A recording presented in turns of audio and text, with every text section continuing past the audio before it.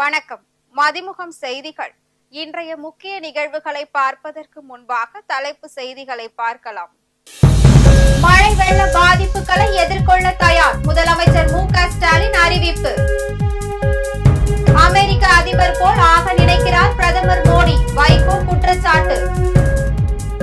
மருத்துவமனை தீ விபத்து குறித்து உரிய நடவடிக்கை எடுக்கப்படும், அமைச்சர் மா சுப்பிரமணியன் தகவல். நாடாளுமன்ற தாக்குதல் 23ஆம் ஆண்டு நினைவு தினம், பிரதமர் மோடி, காங்கிரஸ் மூத்த தலைவர் ராகுல் காந்தி மரியாதை.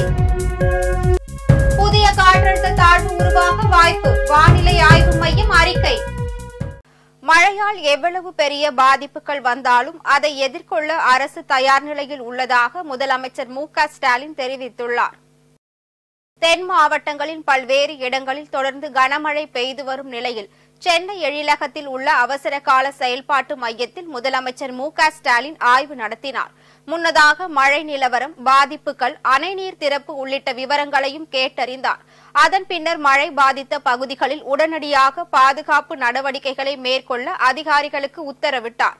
அதன் பின்னர் செய்தியாளர்களிடம் பேசிய அவர், மழையால் எவ்வளவு பெரிய பாதிப்புகள் வந்தாலும் அதை எதிர்கொள்ள தமிழக அரசு தயார் நிலையில் உள்ளது என்றும், மழை பாதிப்பால் இதுவரையில் உயிரிழப்புகள் ஏதும் ஏற்படவில்லை என்றும் தெரிவித்துள்ளார். மேலும் மத்திய அரசு வழங்கிய பேரிடர் நிதி போதுமானதாக இல்லை என்றும், ஒரே நாடு ஒரே தேர்தல் மசோதாவை ஒன்று சேர்த்து எதிர்ப்போம் எனவும் அவர் தெரிவித்துள்ளார். திருநெல்வேலி ஆகிய மாவட்டங்களில் பெரிய அளவுக்கு மழை பெஞ்சிருக்கு. அதற்கு ஏற்கனவே 2 நாட்களாக மாவட்ட ஆட்சித்தலைவர்களோடு ஆய்வுக் கூட்டத்தை நடத்தி அதை மேற்பார்வையிடுவதற்காக இங்கிருந்து மூத்த அதிகாரிகள், ஐஏஎஸ் அதிகாரிகள் அனுப்பி வைக்கப்பட்டு அந்த பணிகள் எல்லாம் நடந்து கொண்டிருக்கிறது. உடன் பெரிய அளவுக்கு பாதிப்பு வருவதற்காக இதுவரை செய்தி இல்லை. எது வந்தாலும் அதை சமாளிப்பதற்குரிய நடவடிக்கை எடுக்க இந்த அரசு தயாராக இருக்கிறது.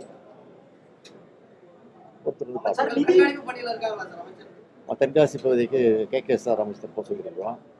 திருநெல்வேலிக்கு நேரு ஏற்கனவே போயிட்டு வந்திருக்கிறாரு. மறுபடியும் திருச்சிக்கு பாதிப்பு வந்து மழை பெஞ்சதுனால அங்கே வந்திருக்கிறாரு. மறுபடியும் திருநெல்வேலி போக சொல்லியிருக்கிறோம்.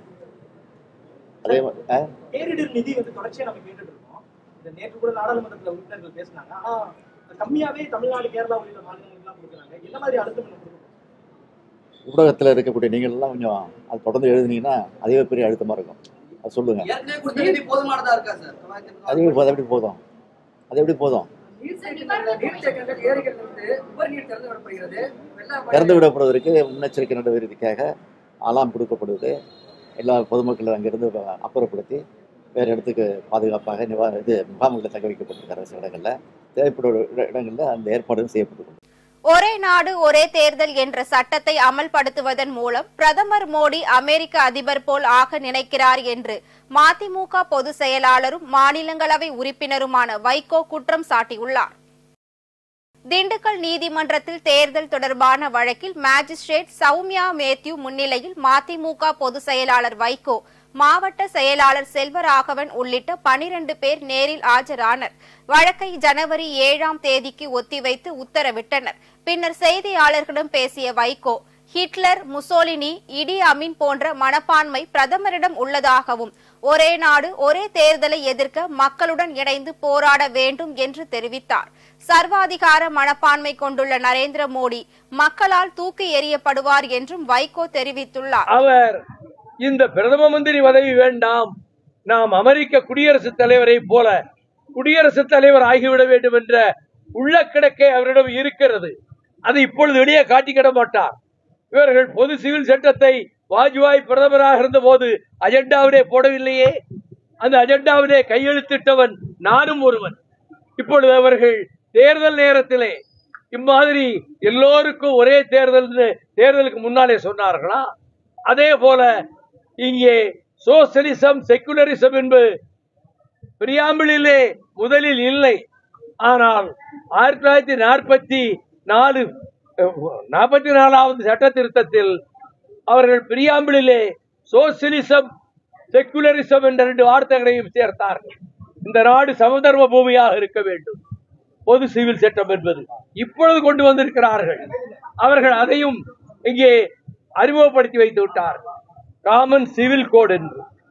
இவ்வளவு பெரிய கொடுமையை எதிர்த்து கடுமையாக போராட வேண்டும். ஜெர்மனியிலே ஒரு அடால்ஃப் ஹிட்லர், இத்தாலியிலே ஒரு பெனிட்டோ முசோலினி, அதை போல இடியமின், இவர்களுடைய மனப்பான்மை நம்முடைய தலைமை அமைச்சருடைய உள்ளத்திலே இருக்கிறது என்பதை நான் நன்றாக உணர்கிறேன். மருத்துவமனை விதிகளை பின்பற்றாமல் இருந்தவர்கள் மீது உரிய நடவடிக்கை எடுக்கப்படும் என அமைச்சர் மா சுப்பிரமணியன் தெரிவித்துள்ளார். திண்டுக்கல்லில் தனியார் மருத்துவமனையில் ஏற்பட்ட தீ விபத்தில் படுகாயம் அடைந்து அரசு மருத்துவமனையில் சிகிச்சை பெற்று வருபவர்களை மருத்துவ சுகாதாரத்துறை அமைச்சர் மா சுப்பிரமணியன், ஊரக வளர்ச்சித்துறை அமைச்சர் ஐ பெரியசாமி, உணவுத்துறை அமைச்சர் சக்கரபாணி ஆகியோர் நேரில் சென்று பார்வையிட்டு ஆறுதல் தெரிவித்துள்ளனர். அதன் பின்னர் செய்தியாளர்களிடம் பேசிய அமைச்சர் மா சுப்பிரமணியன், திண்டுக்கல் தனியார் மருத்துவமனையில் மின்கசிவு ஏற்பட்டதே விபத்திற்கு காரணம் என்றும், விபத்து குறித்து காவல்துறையினர் விசாரணை மேற்கொண்டு வருவதாகவும், ஒரு தனியார் மருத்துவமனைக்கு உள்ள விதிகளை பின்பற்றாமல் இருந்தவர்கள் மீது உரிய நடவடிக்கை எடுக்கப்படும் என்றும் அவர் தெரிவித்துள்ளார். மேலும் விபத்தில் உயிரிழந்தவர்களின் குடும்பத்தை சார்ந்தவர்களுக்கு முதல்வர் நிவாரண நிதியில் இருந்து 3 லட்சம் ரூபாயும், பலத்த காயம் அடைந்தவர்களுக்கு 1 லட்சம் ரூபாயும், லேசான காயம் அடைந்தவர்களுக்கு 50,000 ரூபாயும் வழங்கப்பட்டுள்ளதாக தெரிவித்துள்ளார். விதிமுறைகளுக்கு உட்பட்டு எவ்வளவு படுக்கைகள், எவ்வளவு சதுரடி நிலம் என்றும் இதெல்லாம் இருக்காங்கிறதெல்லாம் ஆராய்ந்து கொண்டிருக்கிறார்கள். ஆராய்ந்து முடிந்து அந்த அவர்களுடைய அறிக்கையை சமர்ப்பிப்பார்கள். அதற்கு பிறகு அதுல ஏதாவது விதிமீறல்கள் இருந்தால் நடவடிக்கை இருக்கும்.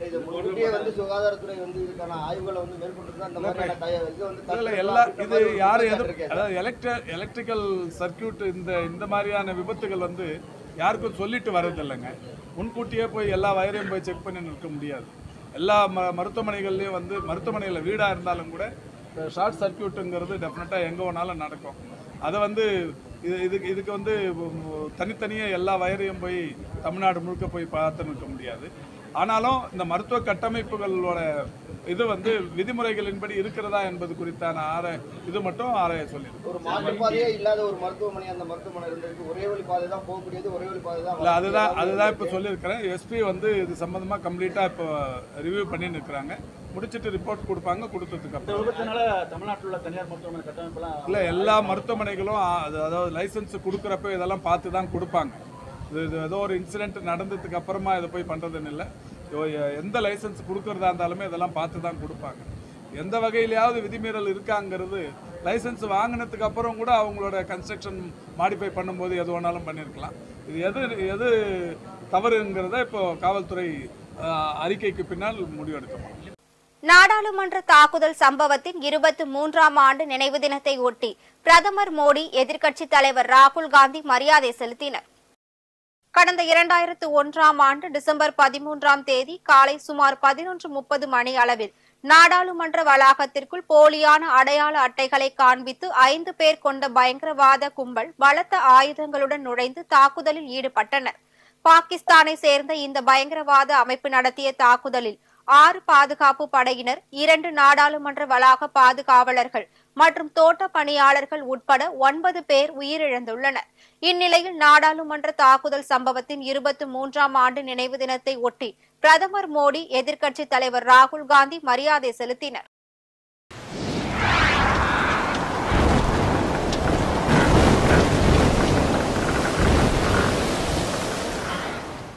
புதிய காற்றழுத்த தாழ்வு உருவாகும் என வானிலை ஆய்வு மையம் அறிவித்துள்ளது.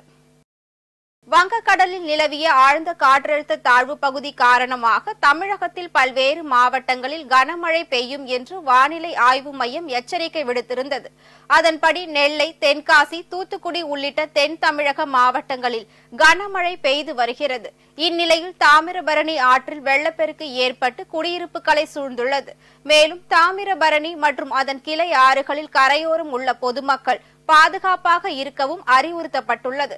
இதுகுறித்து வானிலை ஆய்வு மையம் வெளியிட்டுள்ள அறிக்கையில், தெற்கு அந்தமான் கடல் பகுதியில் அடுத்த 24 மணி நேரத்தில் வளிமண்டல மேலடுக்கு சுழற்சி உருவாகும் என்றும், இது அடுத்த 48 மணி நேரத்தில் காற்றழுத்த தாழ்வு பகுதியாக உருவாகி தமிழக கடற்கரையை நோக்கி நகரும் என்றும் தெரிவித்துள்ளது. செம்பரம்பாக்கம் ஏரியில் இருந்து உபரி நீர் அடையாறு ஆற்றில் திறக்கப்படுவதால் கரையோர மக்களுக்கு பெரிய அளவில் பாதிப்பு இருக்காது என அமைச்சர் மா சுப்பிரமணியன் தெரிவித்துள்ளார். சென்னை அடையாறில் உள்ள டாக்டர் எம்ஜிஆர் ஜானகி கலை மற்றும் அறிவியல் கல்லூரியில் ரோட்டரி கிளப் ஆஃப் மெட்ராஸ் சார்பில் உலக நீரிழிவு நோய் தினம் விழிப்புணர்வு நிகழ்ச்சி நடைபெற்றது. இந்நிகழ்ச்சியில் மருத்துவம் மற்றும் மக்கள் நல்வாழ்வுத்துறை அமைச்சர் மா சுப்பிரமணியன் சிறப்பு அழைப்பாளராக பங்கேற்றுள்ளார். அதன் பின்னர் மேடையில் பேசிய அவர், நீரிழிவு நோய் பெரிய அச்சுறுத்தலை ஏற்படுத்தி வருவதாகவும், இந்திய அளவில் 12% பேரும், தமிழ்நாட்டில் 13% பேர் நீரிழிவு நோயால் பாதிக்கப்பட்டுள்ளதாக அவர் தெரிவித்துள்ளார். அதனைத் தொடர்ந்து பேசிய அவர், செம்பரம்பாக்கம் ஏரியில் இருந்து 5000 கன அடி உபரி நீர் அடையாறு ஆற்றில் திறக்கப்படுகிறது. இதனால் பெரிய அளவில் பாதிப்பு எதுவும் இருக்காது எனவும், இதனால் கரையோர மக்கள் அச்சப்பட தேவையில்லை என்றும் தெரிவித்துள்ளார். இந்த பாதம் பாதுகாப்பதற்கு இந்த அரசு ஒரு சிறப்பான திட்டத்தை எடுத்து பாதம் பாதுகாப்போம் என்கின்ற ஒரு திட்டத்தை முன்னெடுத்திருக்கிறது. தமிழ்நாடு முழுவதிலும் இந்த நீரிழிவு நோயினால் பாதிக்கப்பட்டவருடைய பாதங்களை ஸ்கிரீனிங், கிளினிக், சர்ஜரி இந்த 3 சிஸ்டத்தையும் இந்த நம்முடைய ஆரம்ப சுகாதார நிலையங்களிலேயே செய்வது என்கின்ற வகையில் அந்த திட்டத்தையும் செயல்படுத்தி கொண்டிருக்கிறோம். ஆக தமிழ்நாடு அரசை பொறுத்தவரை குழந்தைகளுக்கான டைப் 1 டயபெட்டிக்காக இருந்தாலும் சரி, அந்த டயபெட்டிக் பாதித்தவர்களுடைய பாதங்களை பாதுகாப்பதற்கும் சரி, அதேபோல் இன்றைக்கு ஒட்டுமொத்தமாகவே டயபெட்டிக் பாதிப்புக்கான அந்த பணியாக இருந்தாலும் சரி, உலக அளவில் தமிழ்நாடு இன்றைக்கு முன்மாதிரியாக இருந்து கொண்டிருக்கிறது. தகவல் தொழில்நுட்பத்தை சரியான வழியில் பயன்படுத்துவதை விட மோசடி செயல்கள் அதிகரித்துள்ளதாக உச்சநீதிமன்ற முன்னாள் நீதிபதி ராம சுப்பிரமணியன் தெரிவித்துள்ளார். சைதாப்பேட்டை திறந்தநிலை பல்கலைக்கழகத்தில் டிஜிட்டல் பாதுகாப்பு கருத்தரங்க நிகழ்ச்சி நடைபெற்றது.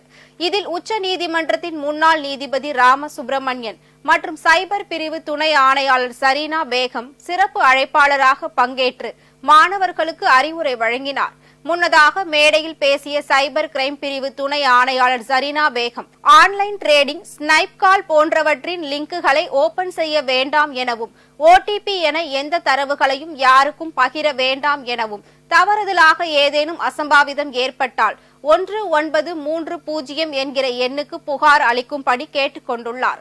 அவரை தொடர்ந்து பேசிய உச்ச நீதிமன்றத்தின் முன்னாள் நீதிபதி ராம சுப்பிரமணியன், ஏதேனும் ஒரு இணையதளம் இலவசமாக ஒரு சேவையை வழங்குகிறது என்றால் அதே இணையதளம் உங்களை பற்றிய தரவுகளை வேறு ஒருவருக்கு இலவசமாக வழங்கும் என்பதை மனதில் கொள்ள வேண்டும் என தெரிவித்துள்ளார்.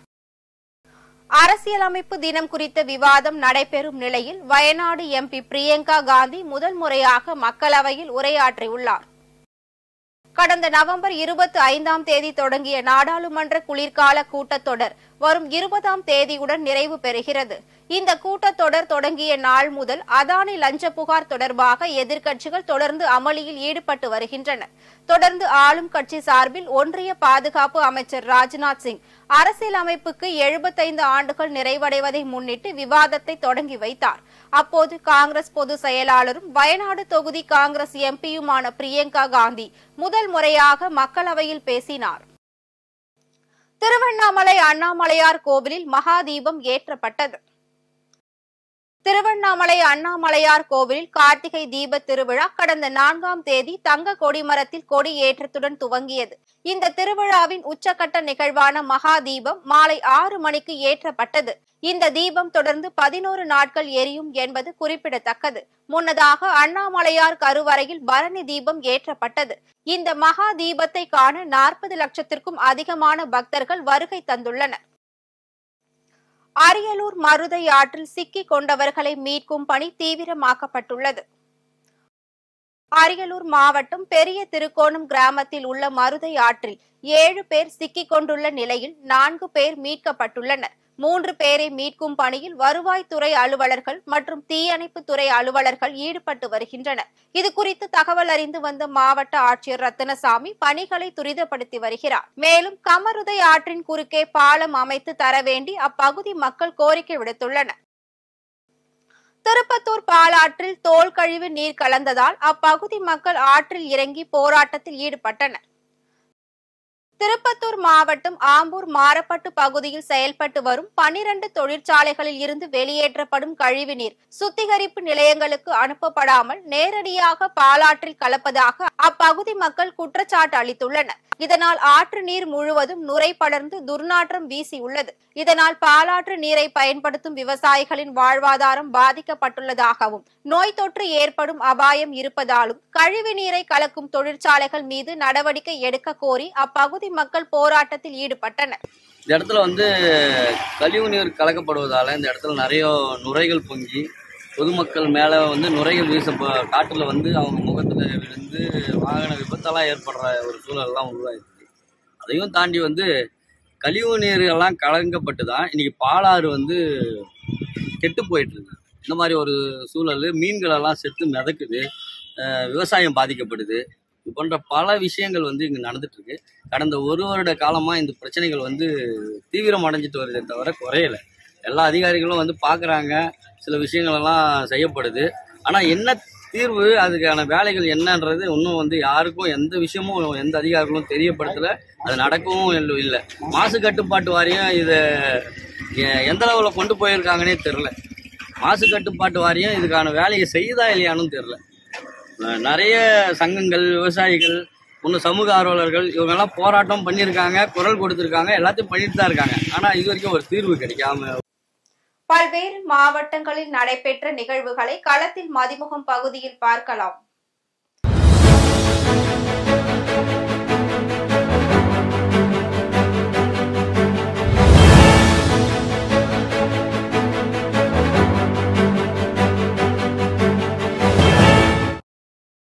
அரியலூர் ஜெயங்கொண்டம் குடியிருப்பு பகுதியில் சூழ்ந்த வெள்ள நீரால் அப்பகுதி மக்களின் இயல்பு வாழ்க்கை பாதிக்கப்பட்டுள்ளது. வெள்ளம் பாதிக்கப்பட்ட பகுதிகளை சீரமைத்து தரக்கோரி அப்பகுதி மக்கள் சாலை மறியல் போராட்டத்தில் ஈடுபட்டுள்ளனர். தேனி முல்லை பெரியாறு அணைக்கு நீர்வரத்து வினாடிக்கு 400 கன அடியில் இருந்து 3150 கன அடியாக உயர்ந்துள்ளது. இதனால் அணையின் நீர்மட்டம் 1 அடிக்கும் மேல் உயர்ந்துள்ளது. தென்காசி மாவட்டத்தில் பெய்து வரும் தொடர் கனமழையால் குற்றாலம் மெயின் அருவியில் வெள்ளப்பெருக்கு ஏற்பட்டுள்ளது. இதனால் குற்றால அருவிக்கு பொதுமக்கள் செல்ல தடை விதிக்கப்பட்டுள்ளது.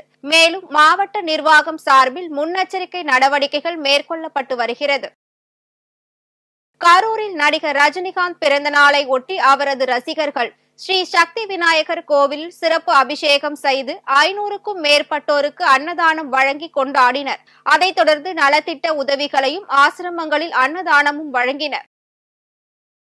திருப்பூர் மாவட்டத்தில் பெய்து வரும் கனமழையால் அமராவதி ஆற்றில் 36,000 கன அடி உபரி நீர் திறந்துவிடப்பட்டுள்ளது. எனவே அமராவதி ஆற்றிற்கு பொதுமக்கள் செல்லக்கூடாது என கரூர் மாவட்ட ஆட்சியர் தங்கவேல் தெரிவித்துள்ளார். தேனி மாவட்டம் கொட்டக்குடி ஆற்றின் வெள்ளப்பெருக்கில் சிக்கி டிப்பர் லாரி அடித்து செல்லப்பட்டது. இதில் லாரியின் கிளீனர் ஆற்றில் குதித்து உயிர் தப்பிய நிலையில் ஓட்டுநர் பத்திரமாக மீட்கப்பட்டுள்ளார். ராணிப்பேட்டை மாவட்டம் அரக்கோணத்தில் பெய்த கனமழையால் புதுப்பேட்டை பகுதியில் மழைநீர் தேங்கியுள்ளது. நீரை உடனடியாக வெளியேற்ற வலியுறுத்தி அப்பகுதி மக்கள் சாலை மறியலில் ஈடுபட்டனர். தகவல் அறிந்து வந்த நகராட்சி ஆணையர் உடனடி நடவடிக்கைகள் மேற்கொள்ளப்படும் என உறுதி அளித்ததன் பின்னரே அவர்கள் கலைந்து சென்றனர். தீப திருவிழா மற்றும் கனமழை முன்னெச்சரிக்கை பணிகளில் ஈடுபடுவதற்காக அரக்கோணம் தேசிய பேரிடர் மீட்பு படை வீரர்கள் 30 பேர் திருவண்ணாமலை வந்தடைந்துள்ளனர். ராணிப்பேட்டை மலைப்பகுதி அருகே மண் சரிவு ஏற்பட்டு பாறை சரிந்து விழுந்துள்ளது. இதனால் அப்பகுதி மக்கள் கடும் சிரமத்திற்கு ஆளாகியுள்ளனர். இது குறித்து தகவல் அறிந்து வந்த நகராட்சி ஆணையர் பழனி அப்பகுதி மக்களை வேறு பகுதிகளுக்கு செல்லுமாறு அறிவுறுத்தியுள்ளார். தேனி அருகே ராட்சத பாறைகள் உருண்டு சாலையில் விழுந்ததால் போடிமெட்டு மலை சாலையில் போக்குவரத்து மாற்றம் செய்யப்பட்டுள்ளது. வேலூர் மாவட்டம் காட்பாடி அருகே கழுச்சூர் ஏரி மற்றும் தாரப்படவேடு ஏரிகள் நீர் நிரம்பி வெள்ளப்பெருக்கு அபாயம் ஏற்பட்டிருப்பதால் அப்பகுதி மக்கள் ஏரிக்கு செல்ல வேண்டாம் என நகராட்சி நிர்வாகம் சார்பில் எச்சரிக்கை விடுக்கப்பட்டுள்ளது. விருதுநகர் மாவட்டம் ஸ்ரீவில்லிபுத்தூர் ஆண்டாள் திருக்கோவிலில் ரெங்கமன்னார் கருடாழ்வார், ஆண்டாள் பெரிய பெருமாள், ஸ்ரீதேவி பூதேவி ஆழ்வார்கள் மற்றும் ஆச்சாரியார்களுக்கு 108 போர்வை சாற்றும் வைபவம் வெகு விமர்சையாக நடைபெற்றது. இதில் திரளான பக்தர்கள் பங்கேற்று சுவாமி தரிசனம் செய்தனர்.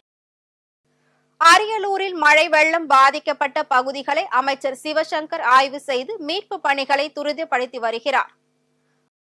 அரியலூர் மாவட்டத்தில் 1083 மில்லிமீட்டர் கனமழை பெய்துள்ளது. இதனால் வெள்ளப்பெருக்கு ஏற்பட்டு தெருக்கள் மற்றும் குடியிருப்பு பகுதிகளில் மழைநீர் தேங்கியுள்ளது. தேங்கியுள்ள மழை நீரை அகற்றும் பணியில் அதிகாரிகள் தீவிரமாக ஈடுபட்டு வருகின்றனர்.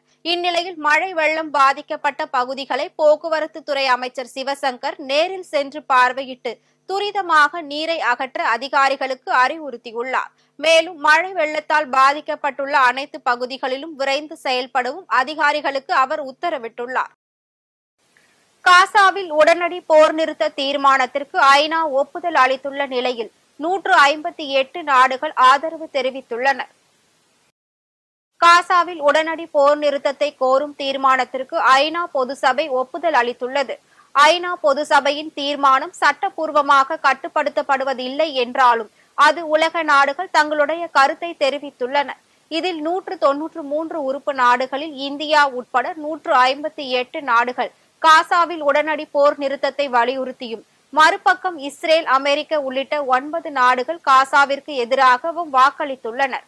அதில் 13 நாடுகள் வாக்களிப்பில் பங்கேற்காமல் புறக்கணித்துள்ளதாக ஐநா தெரிவித்துள்ளது. மீண்டும் தலைப்புச் செய்திகள். மழை வெள்ள பாதிப்புகளை எதிர்கொள்ள தயார், முதலமைச்சர் மு.க. ஸ்டாலின் அறிவிப்பு. அமெரிக்க அதிபர் போல் ஆக நினைக்கிறார் பிரதமர் மோடி, வைகோ குற்றச்சாட்டு.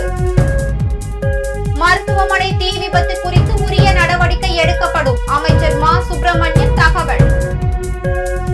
நாடாளுமன்ற தாக்குதல் 23ஆம் ஆண்டு நினைவு தினம், பிரதமர் மோடி, காங்கிரஸ் மூத்த தலைவர் ராகுல் காந்தி மரியாதை. புதிய காற்றழுத்த தாழ்வு உருவாக வாய்ப்பு, வானிலை ஆய்வு மையம் அறிக்கை. இத்துடன் செய்திகள் நிறைவடைந்தன. மீண்டும் செய்திகள் காலை 8 மணிக்கு. மேலும் செய்திகளை தெரிந்து கொள்ள மதிமுகம் பிரைம் யூடியூப் தளத்தில் இணைந்திருங்கள்.